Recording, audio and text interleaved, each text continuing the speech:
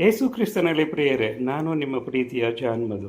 ಈ ಸಂಚಿಕೆಯಲ್ಲಿ ನಾನು ಯೇಸು ಸ್ವಾಮಿಯವರು ಕೊನೆಯ ಭೋಜನ ಮತ್ತು ಯೇಸು ಸ್ವಾಮಿಯವರು ಶಿಷ್ಯರ ಪಾದ ತೊಳೆಯುವ ಪ್ರಸಂಗದ ಒಂದು ವಿಶೇಷತೆಯನ್ನು ಈ ಸಂಚಿಕೆಯಲ್ಲಿ ನಾನು ನಿಮಗೆ ತಿಳಿಸಿಕೊಡುವನಾಗಿರುತ್ತೇನೆ. ಯೇಸು ಸ್ವಾಮಿಯವರು ಕೊನೆಯ ಭೋಜನ ಮತ್ತು ಶಿಷ್ಯರ ಪಾದ ತೊಳೆಯುವ ಪ್ರಸಂಗವು ಕ್ರೈಸ್ತ ಧರ್ಮದಲ್ಲಿ ಬಹಳ ಮಹತ್ವದ ಘಟನೆಗಳಾಗಿವೆ.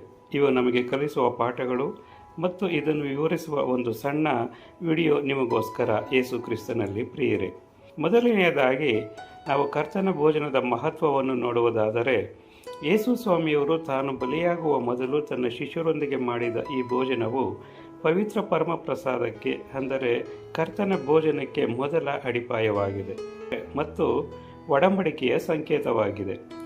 ರೊಟ್ಟಿ ಮತ್ತು ದ್ರಾಕ್ಷಾರಸವು ಯೇಸುವಿನ ಶರೀರ ಮತ್ತು ರಕ್ತದ ಸಂಕೇತವಾಗಿದ್ದು, ಇದು ದೇವರ ಮತ್ತು ಮನುಷ್ಯರ ನಡುವಿನ ಹೊಸ ಒಡಂಬಡಿಕೆಯನ್ನು ಸೂಚಿಸುತ್ತದೆ. ಮತ್ತು ನೆನಪಿಗಾಗಿ, ಹೌದು, ಯೇಸು ಸ್ವಾಮಿಯವರು ಇದನ್ನು ನನ್ನ ನೆನಪಿಗಾಗಿ ಇದನ್ನು ಮಾಡಿರಿ ಎಂದು ಹೇಳುವ ಮೂಲಕ ಯೇಸು ಅನ್ಯೋನ್ಯತೆ ಮತ್ತು ಪ್ರೀತಿಯನ್ನು ಹಂಚಿಕೊಳ್ಳಲು ಕರೆ ನೀಡಿದ್ದರು. ಪಾದ ತೊಳೆಯುವ ಕಾರ್ಯದ ಅರ್ಥ. ಆ ಕಾಲದಲ್ಲಿ ಪಾದ ತೊಳೆಯುವುದು ಒಬ್ಬ ಸೇವಕನ ಕೆಲಸವಾಗಿತ್ತು. ಆದರೆ ಯೇಸು ತಾನೇ ಇದನ್ನು ಮಾಡುವ ಮೂಲಕ ದೊಡ್ಡ ಸಂದೇಶವನ್ನು ನೀಡಿದರು. ಅದೇನೆಂದರೆ ದೀನತೆ ಮತ್ತು ಸೇವೆ. ಯಜಮಾನನಾದರೂ ಸೇವಕನಂತೆ ನಡೆದುಕೊಳ್ಳುವ ಮೂಲಕ ಸೇವೆ ಮಾಡಿಸಿಕೊಳ್ಳುವುದಕ್ಕಲ್ಲ, ಸೇವೆ ಮಾಡುವುದಕ್ಕೆ ಬಂದೆ ಎಂಬುದನ್ನು ಸಾಬೀತುಪಡಿಸಿದರು. ಮತ್ತು ಪರಸ್ಪರ ಪ್ರೀತಿ. ನಾವು ಒಬ್ಬರಿಗೊಬ್ಬರು ಗೌರವ ನೀಡಿ ಪರಸ್ಪರ ಸೇವೆಯನ್ನು ಮಾಡಬೇಕು ಎಂಬುದೇ ಇದರ ಮುಖ್ಯ ಅರ್ಥವಾಗಿದೆ. ಈ ಘಟನೆಗಳಿಂದ ನಾವು ನಮ್ಮ ಜೀವನಕ್ಕೆ ಅಳವಡಿಸಿಕೊಳ್ಳಬೇಕಾದ ಮುಖ್ಯ ಅಂಶಗಳು ಏನೆಂದರೆ, ಮೊದಲನೆಯದಾಗಿ ಸೇವಾ ಮನೋಭಾವ. ಅಧಿಕಾರಕ್ಕಿಂತ ಹೆಚ್ಚಾಗಿ ಇತರರಿಗೆ ಸಹಾಯ ಮಾಡುವ ಮನೋಭಾವ ಬೆಳೆಸಿಕೊಳ್ಳಬೇಕು.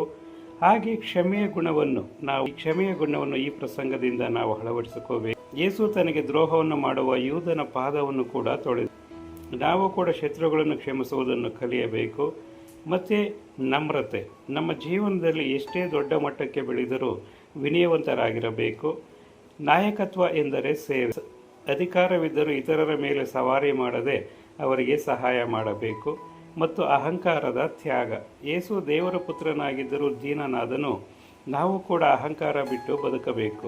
ಹಾಗೆ ಒಗ್ಗಟ್ಟು. ಒಂದೇ ರೊಟ್ಟಿಯಲ್ಲಿ ಎಲ್ಲರೂ ಪಾಲು ಪಡೆಯುವಂತೆ ಸಮಾಜದಲ್ಲಿ ಎಲ್ಲರೂ ಸಮಾನರು ಮತ್ತು ಒಗ್ಗಟ್ಟಿನಲ್ಲಿ ಇರಬೇಕು ಎಂಬುದು ನಮ್ಮ ಜೀವನದಲ್ಲಿ ನಾವು ಅಳವಡಿಸಿಕೊಳ್ಳಬೇಕು.